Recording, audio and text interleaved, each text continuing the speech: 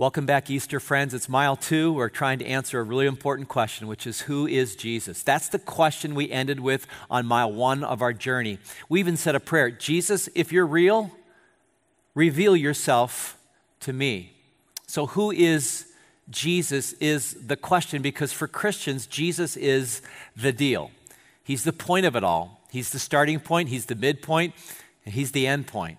The message of Christianity is God sent a person and God staged an event. God sent a person. The person is Jesus. Why? Really for 2 reasons. Number 1, because God wants to be known. And Jesus was God in a bod. Jesus was God in the flesh. And secondly, because God wants us to have a relationship with himself. And the question is, what gets in the way of that happening? And the short answer is sin. Sin not only messes up our relationship with each other, it also messes up our relationship with God. So what does God do? Well, he sends Jesus, his son, to deal with our sin. That's what Good Friday was all about. Jesus dying on a cross to pay the penalty for my sin and yours. God sent a person. And what's the other part? Well, God staged an event. And what was that event? We just celebrated it. The resurrection, Easter. And why did God do that? Why did God stage this event?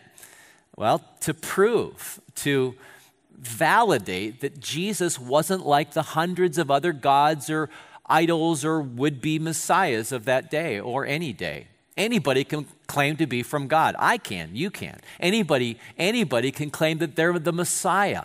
Anyone can say what Jesus said when he claimed that he was the resurrection and the life. But, if someone really is the resurrection and the life, they wouldn't die, would they?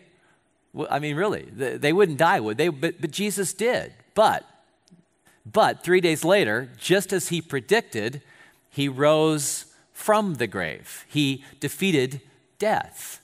And he says to all who follow him these words. This is right out of John's gospel.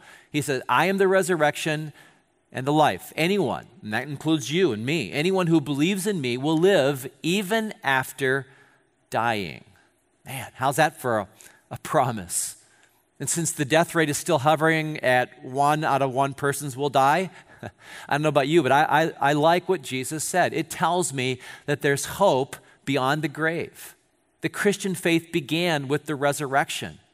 We believe that Jesus rose. First century eyewitnesses recorded the event. Hundreds, thousands of people gave up their very lives proclaiming that they had seen a resurrected, risen Jesus. Even Jesus' brother, James, believed that Jesus was the resurrected Messiah.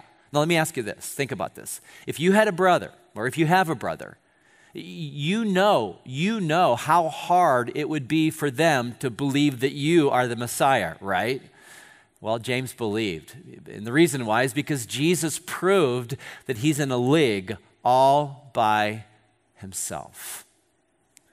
You see, when someone does what Jesus did, when someone predicts their death and resurrection and pulls it off, you gotta sit up and you've gotta take notice. So, I'm glad you are. More tomorrow as we continue our 7-mile Emmaus Road journey with Jesus. I'll see you then.